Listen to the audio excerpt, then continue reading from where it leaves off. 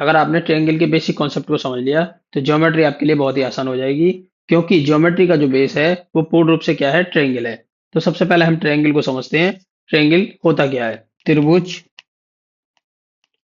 त्रिभुज को हम त्रिकोण के नाम से भी जानते हैं। त्रिभुज के लिए हम त्रिकोणीय आकृति भी कहते हैं, त्रिकोणीय आकृति। और त्रिभुज के लिए इंग्लिश में हम ट्रायंगल भी बोल देते हैं। जो त्रिभुज है आपका, इस त्रिभुज के अंतर्गत दो शब्द होते हैं आपके, एक तो होता है त्रि और एक होता है भुज। तो त्रि का अर्थ होता है तीन और भुज का अर्थ होता है भुजाएं। तो तीन भुजाओं से घिरी या बंद आकृति के लिए हम क्या बोलते हैं? त्रिभुज बोलते हैं। तीन भुजाओं से, तीन भुजाओं से घिरी बंद आकृति, बंद आकृति क्या कहलाती है आपकी? त्रिभुज कहलाती है। त्रिभुज के अंतर्गत हमें क्या पढ़ना है उसका पैटर्न समझ लेते हैं। तो त्रिभुज का हम क्या पढ़ने वाले हैं आज? Basics, parts of triangle, parts of triangle. और क्या पढ़ेंगे इसमें? और पढ़ेंगे हम types of triangle, types of triangle, ठीक है। Properties, properties of triangle, centres of triangle, centres of triangle. और इसके अंतर्गत एक पॉइंट और आता है, इसको पढ़ेंगे हम position of centre, position of centre. इन पांचों के पांचों टॉपिक से एग्जाम में क्वेश्चन आते हैं और 100% क्वेश्चन आते हैं। और यहाँ से शिक्षण शास्त्र से संबंधित भी क्वेश्चन आपके बनते हैं। पार्ट्स ऑफ ट्रायंगल, या फिर आप इसके लिए लिख दीजिए त्रिभुज के अवयव या त्रिभुज के भाग। ये ए पॉइंट है, ये बी पॉइंट है और ये सी पॉइंट है। इसके अंतर्गत आप देख सकते हैं तीन तो शीर्ष हो गए, ए बी और सी। इसके तीन शीर्ष हो गए, ए बी और सी। इसकी तीन भुजाएं हो गई, ए बी, ए सी और बी सी। कोण, कोण कितने हो गए इसके? तीन। कौन कौन से हो गए? कोण ए, कोण बी और कोण सी। इसी के लिए हम और किस तरीके से लिख सकते हैं? कोण ए बी सी, कोण बी ए सी और कोण सी ए बी। इसको इस तरीके से भी लिख सकते हैं। इसके तीन भुजाएं होती हैं। भुजाएं कितनी हो गई इसकी? भुजाएं हो गई इसकी तीन। कौन कौन सी हो गई? ए बी, बी सी और एक हो गई आपकी ए सी, ठीक है। तीन भुजाएं हो गई। इन तीनों भुजाओं को मैंने अलग अलग मान लिया। अब देखिए इसके अंतर्गत और क्या चीजें होती हैं आपकी। ये जो त्रिभुज है इसके अंतः कोणों का योग, एक कोण ये है, एक कोण ये है और एक कोण आपका ये है। तीन कोण हो गए इसके अंतर्गत। ये जो तीनों कोण हैं, इन तीनों कोणों का योग जो होता है 180 अंश होता है। देखिए बहुभुज के अंतर्गत मैंने आपको एक सूत्र बताया था, I sum is equal to n minus two into 180 degree. ये क्या है? किसी बहुभुज के अंतः कोणों का योग कहलाता है, जहां एन भुजाओं की संख्या है। तो एन जो है वो तीन हो गया, तो यहाँ लिख दूंगा मैं 3 - 2। तो ये कितना हो गया? 1 × 180। तो आप देख सकते हैं किसी त्रिभुज के अंतः कोणों का योग कितना होता है? 180 अंश होता है। तो यहाँ मैं इसको लिख सकता हूँ, त्रिभुज के अंतः कोणों का योग, अंतः कोणों का योग बराबर कितना हो गया आपका? 180 अंश। इसी तरीके से किसी त्रिभुज के बाह्य कोणों का योग, यहां लिख देता हूं मैं, बाह्य, बाह्य कोणों का योग। और इस बाह्य कोणों के योग के लिए हम क्या बोल रहे थे? ई सम। और ये जो ई सम होता है ये कांस्टेंट होता है और वो कितना होता है? 360 डिग्री। यही सारी चीजें मैंने आपको बताई थी। यही है पार्ट्स ऑफ ट्रायंगल्स। इसके लिए आप इस तरीके से भी लिख सकते हैं, angle A plus angle B plus angle C is equal to 180 degree. Mathematically इस तरीके से लिख सकते हैं, हिंदी में आप इस तरीके से लिख सकते हैं। Types of triangles, types of triangles. Types of triangles हम दो प्रकार से पढ़ते हैं। एक तो पढ़ते हैं हम भुजाओं के आधार पर, भुजाओं के आधार पर, on the basis of sides. और क्या पढ़ेंगे हम इसमें? दूसरे नंबर पर पढ़ेंगे आप कोणों के आधार पर, कोणों के आधार पर, या फिर इसको बोलेंगे on the basis of angles, on the basis of angles. भुजाओं के आधार पर। तो भुजाओं के आधार पर ये तीन प्रकार के होते हैं, और कौन कौन से होते हैं? एक तो होते हैं विषमबाहु त्रिभुज, विषमबाहु त्रिभुज। एक होता है आपका समद्विबाहु त्रिभुज, समद्विबाहु त्रिभुज। और एक होता है आपका समबाहु त्रिभुज, समबाहु त्रिभुज। इसके लिए स्केलियन ट्रायंगल बोलते हैं, इसके लिए आइसोसेल्स बोलते हैं, और इसके लिए बोलते हैं इक्विलेटरल, इक्विलेटरल। ठीक है, ये तीन पॉइंट होते हैं, और इन तीन पॉइंटों को हम डिटेल से समझ लेते हैं। पॉइंट ए, विषमबाहु त्रिभुज, या फिर इसके लिए बोलते हैं स्केलियन ट्रायंगल। तो विषमबाहु त्रिभुज एक्चुअल में क्या होता है?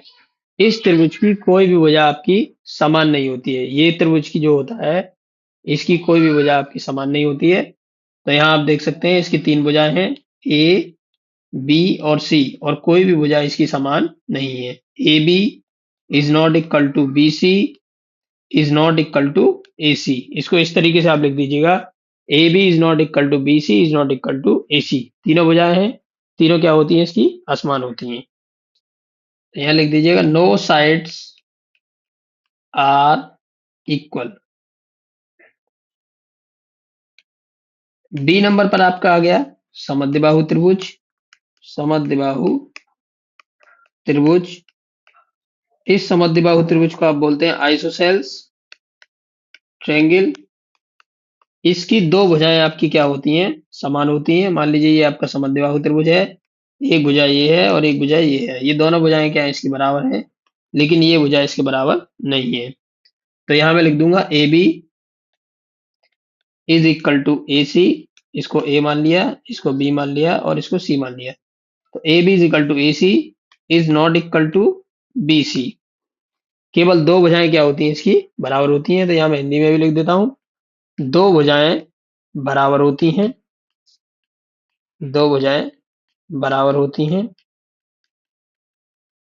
और बराबर भुजाओं के सम्मुख कोण क्या होते हैं? बराबर होते हैं, अर्थात एंगल बी एंगल सी के बराबर होता है। तो यहाँ लिख देता हूं मैं, angle A B C is equal to angle B C A. C point है आपका समबाहु त्रिभुज।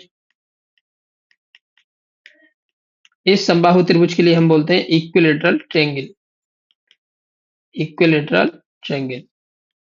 इस समबाहु त्रिभुज की तीन भुजाएं होती हैं, और तीनों भुजाएं क्या होती हैं? बराबर होती हैं।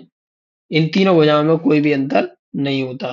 तो ए बी बराबर होता है बी सी के, और बी सी बराबर होता है ए सी के, अर्थात तीनों भुजाएं क्या होती हैं? बराबर होती हैं। इसका प्रत्येक कोण क्या होता है?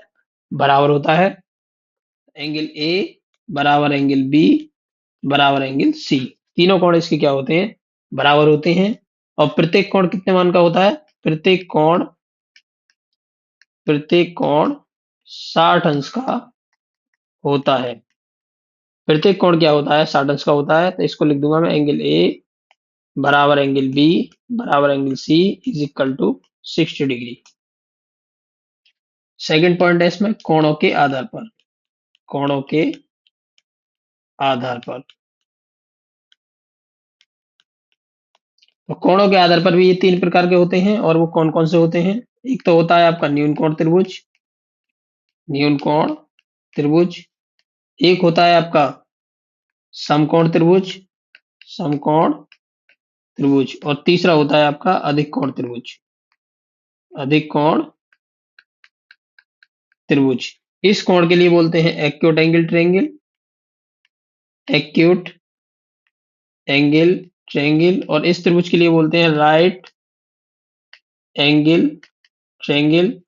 और इस त्रिभुज के लिए बोलते हैं ऑब्ट्यूज एंगल ट्रायंगल। इस प्रकार आप देख सकते हैं इन तीनों त्रिभुजों को क्या क्या बोलते हैं। अब ये न्यून कोण त्रिभुज, समकोण त्रिभुज और अधिक कोण त्रिभुज होते क्या है?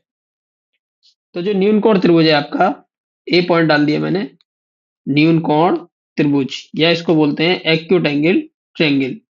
तो ये जो न्यून कोण त्रिभुज है, इसके सभी कोण सभी कोण 90 अंश से छोटे होते हैं, छोटे होते हैं। जो सामान्य त्रिभुज हम बनाते हैं, यही त्रिभुज आपका क्या कहलाता है? न्यून कोण त्रिभुज कहलाता है। इसका ये जो प्रत्येक कोण है वो 90 अंश से छोटा होता है। मैथमेटिकली आप इसको लिख सकते हैं एंगल ए, या फिर वो आपका एंगल बी, या फिर वो आपका angle C is less than 90 degree. ये ऑलवेज क्या होता है? 90 अंश से छोटा होता है। इसका प्रत्येक कोण जो है वो 90 अंश से छोटा होता है। यही है आपका न्यून कोण त्रिभुज। फिर है आपका समकोण त्रिभुज। समकोण त्रिभुज, समकोण त्रिभुज। देखिए समकोण त्रिभुज क्या होता है? इसकी दो भुजाओं के बीच का जो कोण होता है, किन्हीं दो भुजाओं के बीच, दो भुजाओं के बीच 90 अंश का कोण होता है। 90 अंश का कोण होता है। ठीक है। अब मान लीजिए ये आपकी दो भुजाएं हैं, तो इनके बीच जो कोण है वो क्या है? 90 अंश है। इस तरीके से आपका ये क्या बन गया? समकोण त्रिभुज। इस समकोण त्रिभुज को मैं नाम देता हूं ए, बी और सी। तो जो एंगल ए है, एंगल ए जो है वो आपका क्या है? 90 डिग्री है, और यही आपका समकोण त्रिभुज।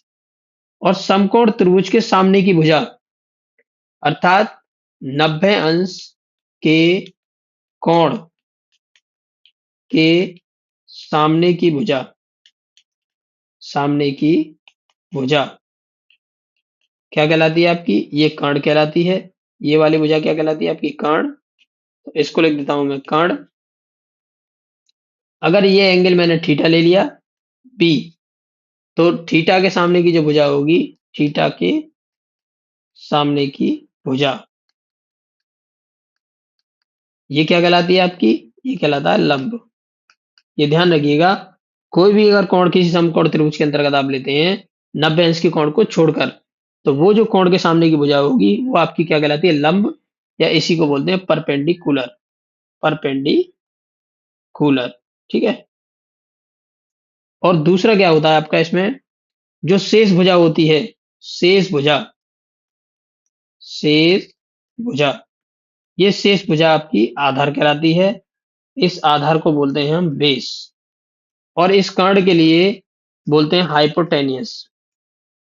हाइपोटेनियस। ठीक है। इस तरीके से मैंने तीनों नाम आपको बता दिए, इसको क्या क्या बोलते हैं। अब ये जो समकोण त्रिभुज होता है, इसकी एक प्रॉपर्टी और समझ लीजिए। कर्ण का वर्ग,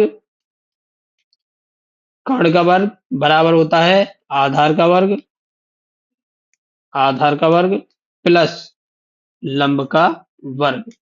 अगर इसको मैं मैथमेटिकली लिखता हूं तो कुछ इस तरीके से लिख सकता हूं, बी सी स्क्वायर बराबर हो गया आपका A B square plus A C square. और इस प्रॉपर्टी को ही आप क्या बोलते हैं? Pythagoras theorem. ठीक है। इसी को क्या बोलते हैं? Pythagoras theorem. तो इसको लिख लीजिएगा, एग्जाम में आप पूछ लेता है कि निम्न में से पाइथागोरस थ्योरम है। इसको हिंदी में भी लिख देता हूं मैं यहाँ, पाइथागोरस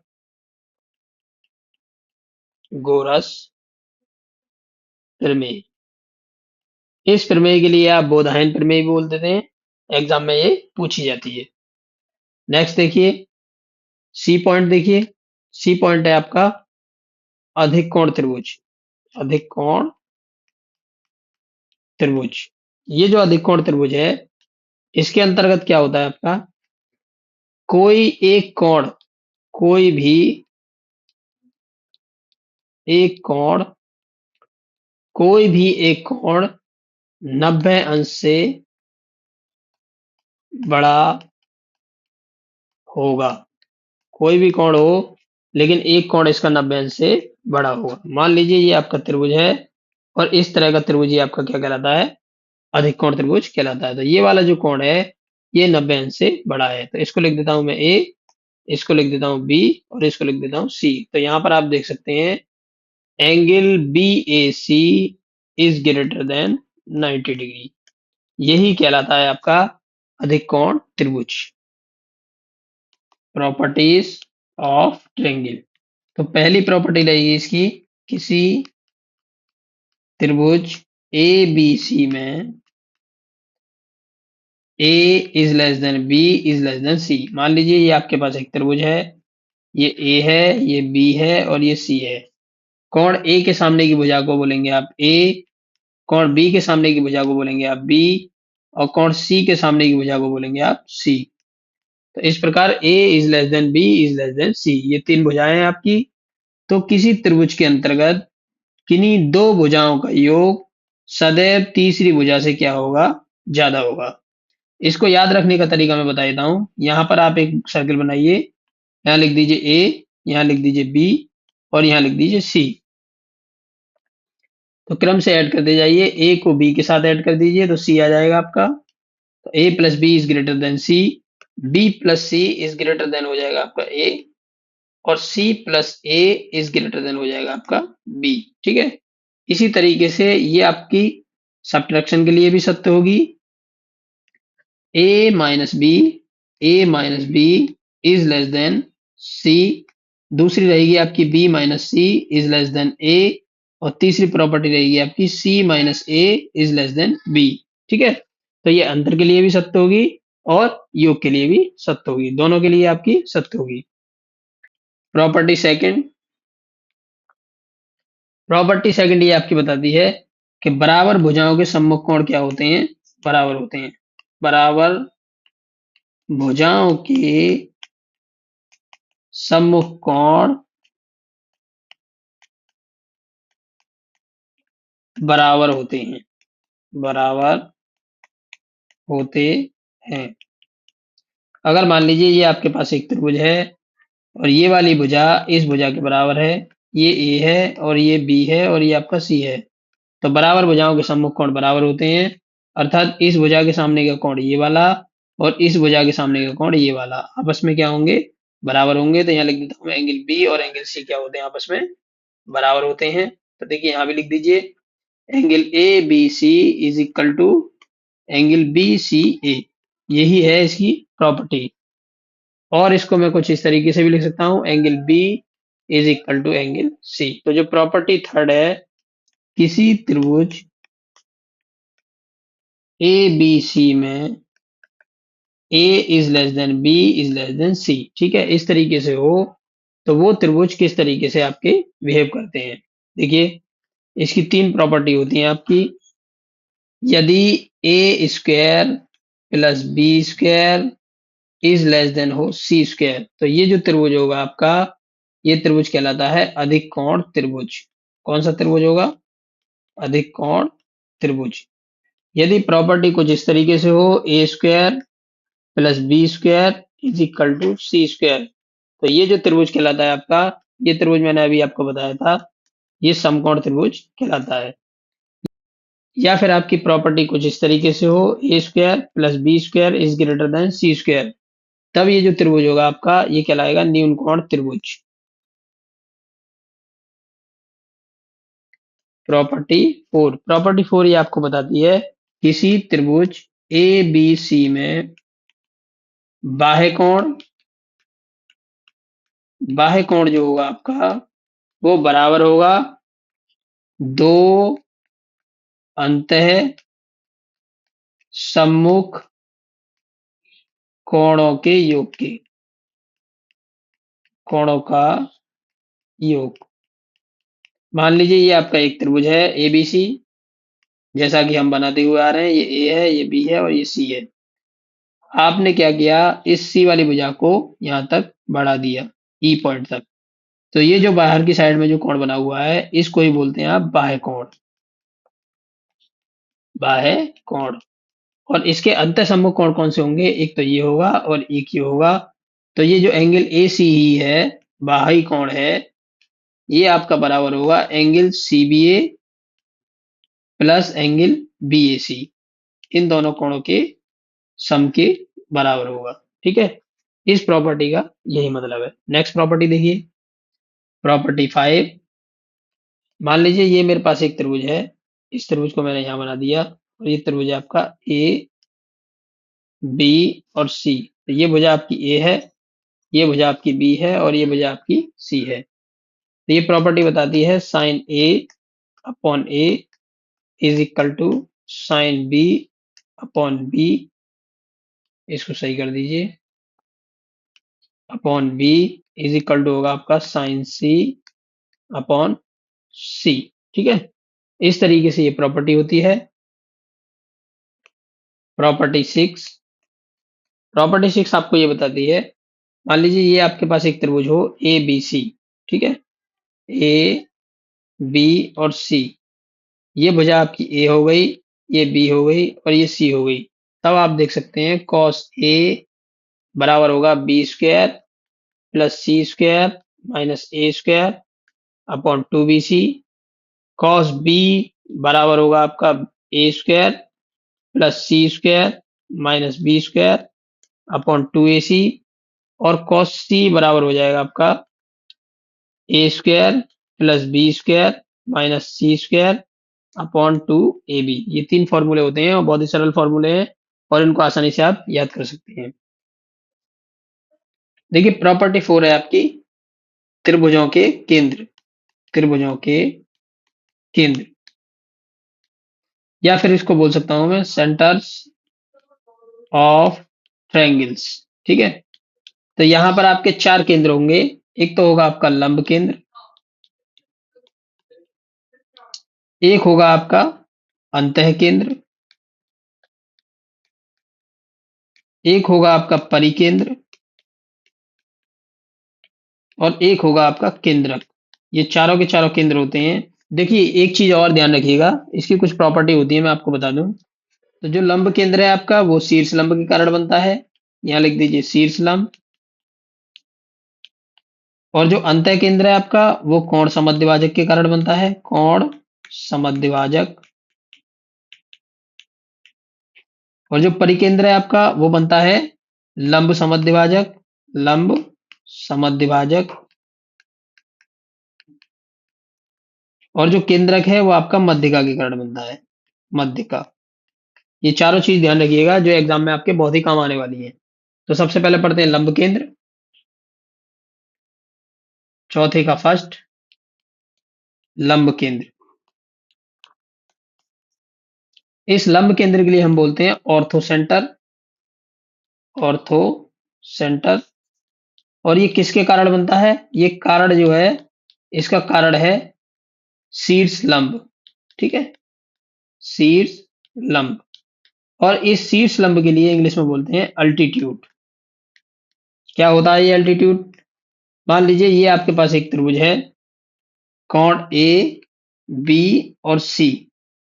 तो मान लीजिए शीर्ष ए से भुजा BC पर खींचा गया लंब ही आपका क्या कहलाता है? शीर्ष लंब कहलाता है।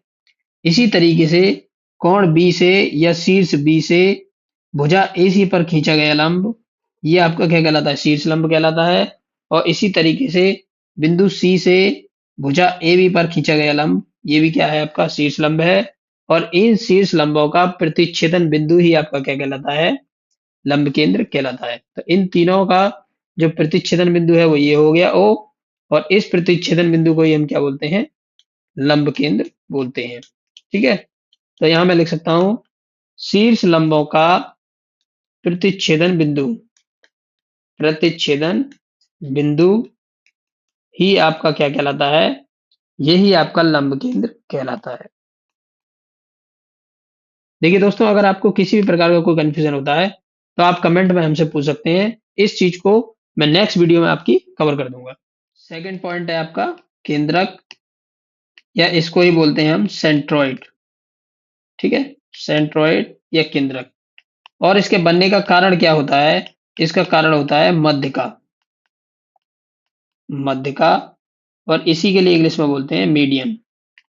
मीन मीडियन मोड को भी आने वाले लेक्चर्स में हम करेंगे, क्योंकि वो जो क्वेश्चंस हैं वो आपके बारंबारता सारणी से संबंधित होते हैं। यहां पर आप क्या पढ़ रहे हैं? यहां पर हम ज्योमेट्री पढ़ रहे हैं। अब ये मध्यिका क्या होती है? मान लीजिए ये मेरे पास एक त्रिभुज है, ये मैंने त्रिभुज ड्रॉ कर दिया, एक ए बी और सी। इस त्रिभुज में शीर्ष ए से या बिंदु ए से सम्मुख भुजा पर खींची गई रेखा जो सम्मुख भुजा के लिए दो समान भागों में विभाजित कर दे, ऐसी रेखा को ही हम क्या बोलते हैं? मध्यिका बोलते हैं। ठीक है, तो ए ही आपकी मध्यिका है। क्यों? क्योंकि बीई बराबर होगी आपकी सी की। शीर्ष से सम्मुख भुजा पर खींची गई रेखा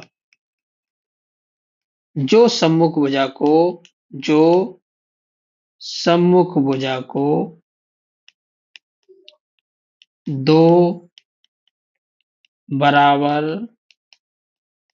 भागों में विभाजित कर दे। इस सिर से इस सम्मुख भुजा पर हमने इस तरीके से एक रेखा खींच दी, तो AD बराबर होगा BD के। CD जो रेखा है इसमें D जो होगा आपका वो भुजा AB का मध्य बिंदु होगा, अर्थात AD इक्वल टू क्या हो जाएगा, BD के। ठीक है। इसी तरीके से बिंदु B से मैं एक रेखा खींच दूंगा, ये वाली, तो ये वाला बिंदु जो होगा इसको मान लीजिए BF। ये जो बिंदु F है ये भुजा AC के लिए दो समान भागों में विभाजित कर देगा, कुछ इस तरीके से। ठीक है। तो यही क्या हो गई, आपकी मध्यिका होगी। और इन मध्यिकाओं का प्रतिच्छेदन बिंदु ही आपका क्या कहलाता है, केंद्रक कहलाता है। ठीक है। देखिए इसकी परिभाषा आप लिख लीजिएगा, मध्यिकाओं के प्रतिच्छेदन बिंदु को हम केंद्रक बोलते हैं। तीसरा पॉइंट देखिए, थर्ड लिख दिया मैंने, अंतः केंद्र। अंतः केंद्र के लिए बोलता हूं मैं इन सेंटर। इसीलिए हम इसको आई से भी प्रदर्शित कर देते हैं। इसका कारण है कोण समद्विभाजक। कोण समद्विभाजक, इस कोण समद्विभाजक के लिए बोलते हैं हम एंगल बाइसेक्टर, अर्थात ये एंगल को या कोण को दो समान भागों में विभाजित कर देता है। मान लीजिए ये आपके पास क्या है, एक त्रिभुज है ए पी और सी। तो ये जो इसके कोण हैं ए बी सी, इनके ही हमने कोण समद्विभाजक ड्रॉ कर दिए। मान लीजिए ये इसका कोण समद्विभाजक है बी एफ, और ये इसका कोण समद्विभाजक है, इसको बोल दिया मैंने ए ई, और ये इसका कोण समद्विभाजक है, इसको बोल दिया मैंने सी डी। ठीक है। ये क्या है, कोण समद्विभाजक है। क्यों कोण समद्विभाजक है, ये जो कोण ए है इस कोण को इसने दो समान भागों में विभाजित कर दिया। इसी तरीके से जो कोण बी है इसको भी दो समान भागों में इसने विभाजित कर दिया। ठीक उसी प्रकार कोण सी को भी इसने दो समान भागों में विभाजित कर दिया। इसीलिए हम इनको क्या बोल रहे हैं, कोण समद्विभाजक। और कोण समद्विभाजकों का जो प्रतिच्छेदन बिंदु होता है इसी को हम क्या बोलते हैं, अंतः केंद्र। अंतः केंद्र, यहां आप लिखिएगा कोण समद्विभाजक के प्रतिच्छेदन प्रतिच्छेदन बिंदु को अंतः केंद्र बोलते हैं। ठीक है। देखिए इसको अंतः केंद्र क्यों बोलते हैं, अगर मैं ओ एफ ओ डी और ओ ई को त्रिज्या मानता हूं और इसके अंतर्गत एक वृत्त खींचता हूं, तो वो जो वृत्त होगा वो कुछ इस तरीके से बन जाएगा। और ये जो वृत्त कहलाता है आपका, ये कहलाता है अंतः वृत्त। अंतः वृत्त, इसके लिए इंग्लिश में बोलते हैं इन सेंटर, और इसके लिए इंग्लिश में बोलते हैं इन सर्किल। ये जो आपका अंतःवृत्त है इसमें ओ एफ बराबर होगा ओ डी के, बराबर होगा ओ ई के। क्यों, क्योंकि ये एक ही वृत्त की त्रिज्या है, अर्थात ये अंतःवृत्त की त्रिज्या है, और इस त्रिज्या को हम स्मॉल आर से प्रदर्शित करते हैं। तो ये भी ध्यान रखिएगा, अंतःवृत्त की त्रिज्या को हमेशा स्मॉल आर से ही प्रदर्शित किया जाता है। देखिए अंतः केंद्र की भुजाओं से दूरी भुजाओं से दूरी क्या होती है, समान होती है। समान होती है। देखिए ये वाली जो दूरी है ओ ई ओ डी और ओ एफ, ये तीनों भुजाओं से समान है, इसीलिए हम इनको बोल रहे हैं अंतः केंद्र की भुजाओं से दूरी जो होगी वो समान होगी। नेक्स्ट पॉइंट देखिए, इसको देख लीजिए, मैं ठीक से दिखा देता हूँ एक बार आपको। यहाँ आप ठीक से देख सकते हैं, इसका स्क्रीनशॉट ले सकते हैं। पार्ट 4 है आपका परिकेंद्र। इस परिकेंद्र के लिए बोलते हैं हम सरकम सेंटर। और ये जो सरकम सेंटर होता है इसका कारण क्या होता है, इसका कारण होता है लंब समद्विभाजक। लंब समद्विभाजक इसी को बोला जाता है एंगल बाइसेक्टर। मान लीजिए ये मेरे पास एक त्रिभुज है A B C, A B और सी। अब मान लीजिए बिंदु ए से सम्मुख भुजा बीसी पर मैंने इस तरीके से एक रेखा खींच दी जो भुजा बीसी पर लंब है, और इस बिंदु को मान लिया मैंने ई। तो ये जो बिंदु ई है ये क्या है आपका मध्य बिंदु, मध्य बिंदु। ठीक है, तो ये जो मध्य बिंदु हो गया तब बीई बराबर हो जाएगी सीई के। तब मैं यहाँ लिख सकता हूँ बी बराबर हो जाएगी सीई के। क्यों? क्योंकि ये जो रेखा है एई ये इस भुजा को बीसी को दो समान भागों में विभाजित कर रही है, और ये इस रेखा पर लंब भी है, इसीलिए हम इसको बोल रहे हैं लंब समद्विभाजक। इसी तरीके से मैंने बी से खींच दिया एक लंब समद्विभाजक, इसको मान लिया मैंने एफ, और ये जो रेखा है इसके बराबर हो गई। इसी तरीके से मैंने एक रेखा इस तरीके से ड्रॉ कर दी, इसको मान लिया मैंने सी डी, और यहाँ पर ये रेखा लंब हो गई। ये जो रेखा है ए डी वो आपके बराबर हो गई बी डी के। ये वाला जो बिंदु है इस बिंदु को ही हम बोलते हैं परिकेंद्र। क्या बोलते हैं इसको? परिकेंद्र। ये परिकेंद्र की परिभाषा कैसे लिखेंगे आप? लंब समद्विभाजकों का प्रतिच्छेदन बिंदु। ठीक है, प्रतिच्छेदन बिंदु। ये बिंदु ही आपका क्या कहलाता है? परिकेंद्र कहलाता है। और इस परिकेंद्र के लिए हम बोलते हैं सरकम सेंटर। देखिए बिंदु ओ को केंद्र मानकर मैंने एक इस तरीके से वृत्त ड्रॉ कर दिया, इस तरीके से। तब ये जो वृत्त होगा आपका इस त्रिभुज के बाहर होगा और इसके तीनों शीर्षों को बाहर ही स्पर्श करता है, इसीलिए हम इसको क्या बोलते हैं? परिकेंद्र बोलते हैं। अब आप इसमें देख सकते हैं ओ ए बराबर है ओ बी बराबर है ओ सी, क्योंकि ये परिवृत्त की त्रिज्या हैं। तो यही आपके परिकेंद्र की प्रॉपर्टी है। और ये जो वृत्त है इस वृत्त को क्या बोलते हैं? हम परिवृत्त बोलते हैं। ठीक है, परिवृत्त या सरकम सर्किल। 5 नंबर पढ़ेंगे हम position of centre. Position of centre, ये जो पोजीशन ऑफ सेंटर है सबसे पहले पढ़ते हैं परिकेंद्र। ठीक है, परिकेंद्र। मान लीजिए ये मेरे पास एक त्रिभुज है, न्यूनकोण त्रिभुज। ये है मेरे पास अधिक कोण त्रिभुज, अधिक कोण त्रिभुज, और ये है मेरे पास समकोण त्रिभुज। न्यूनकोण त्रिभुज में आपका परिकेंद्र कहाँ पर होगा? अधिक कोण त्रिभुज में आपका परिकेंद्र कहाँ पर होगा? और समकोण त्रिभुज में आपका परिकेंद्र कहाँ पर होगा? मान लीजिए ये मेरे पास एक न्यूनकोण त्रिभुज है, ये मेरे पास एक अधिक कोण त्रिभुज है, और ये मेरे पास एक समकोण त्रिभुज है। ठीक, परिकेंद्र के लिए मैं क्या करता हूँ? लंब समद्विभाजक ड्रॉ करता हूँ। ये लंब समद्विभाजक मैंने इस तरीके से ड्रॉ कर दिया, ये लंब समद्विभाजक मैंने इस तरीके से ड्रॉ कर दिया, और ये लंब समद्विभाजक मैंने इस तरीके से ड्रॉ कर दिया। तो लंब समद्विभाजकों का जो प्रतिच्छेदन बिंदु होता है वही क्या कहलाता है? आपका परिकेंद्र कहलाता है। तो ये जो होगा आपका कहाँ पर होगा? त्रिभुज के अंदर होगा। ठीक है, त्रिभुज के अंदर होगा। अगर आपसे एग्जाम में पूछता है कि न्यूनकोण त्रिभुज में परिकेंद्र कहाँ पर होता है, तो वो त्रिभुज के अंदर होता है। इसी तरीके से बात करते हैं परिवृत्त की।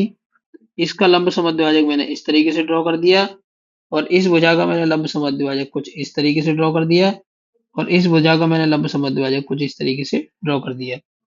तो ये तो यहाँ पर लंब हो गया, ये यहाँ पर लंब हो गया, और ये यहाँ पर लंब हो गया। तो आप देख सकते हैं ये वाला जो पॉइंट है यही क्या है? आपका परिकेंद्र है। यही क्या है? परिकेंद्र है। और ये जो होगा आपका त्रिभुज के बाहर होगा। ठीक है, समकोण त्रिभुज में इस भुजा का लंब समद्विभाजक ये हो गया, ये यहाँ पर बन गया। इस भुजा का लंब समद्विभाजक ये वाला बन गया, और इस भुजा का लंब समद्विभाजक ये वाला बन गया। ठीक है, तो आप देख सकते हैं ये वाला जो पॉइंट होगा यही पॉइंट क्या है? आपका परिकेंद्र है। और इस प्रकार हम देख सकते हैं ये जो परिकेंद्र होगा वो कहाँ पर होगा? इसमें लिख दीजिएगा समकोण त्रिभुज की,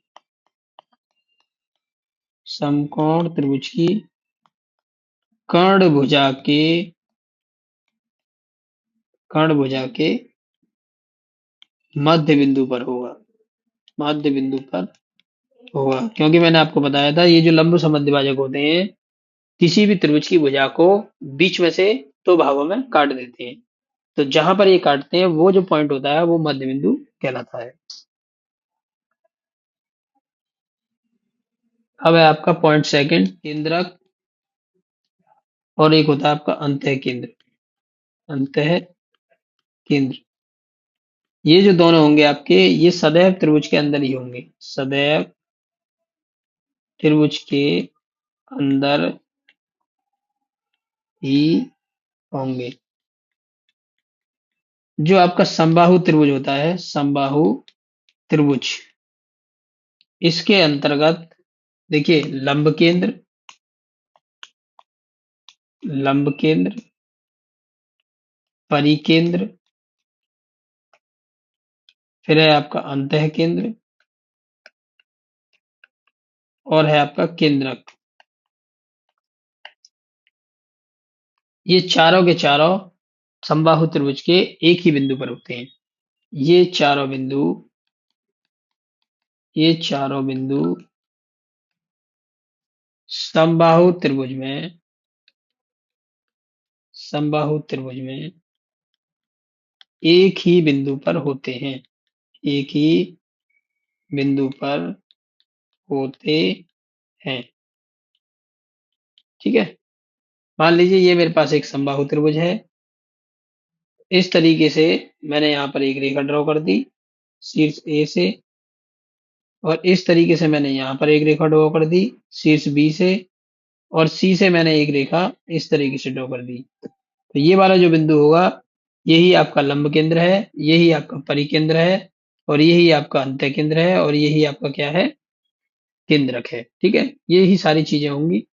ये पॉइंट अकेला ही ऑल इन ऑल होता है। ये आपकी लास्ट प्रॉपर्टी थी। इस प्रॉपर्टी के बाद जो भी आपके क्वेश्चन एग्जाम में आते हैं वो हम नेक्स्ट लेक्चर में कराएंगे। अगर आपको वीडियो हमारा पसंद आता है तो हमारे वीडियो को लाइक शेयर और सब्सक्राइब कीजिए। जय हिंद, जय भारत।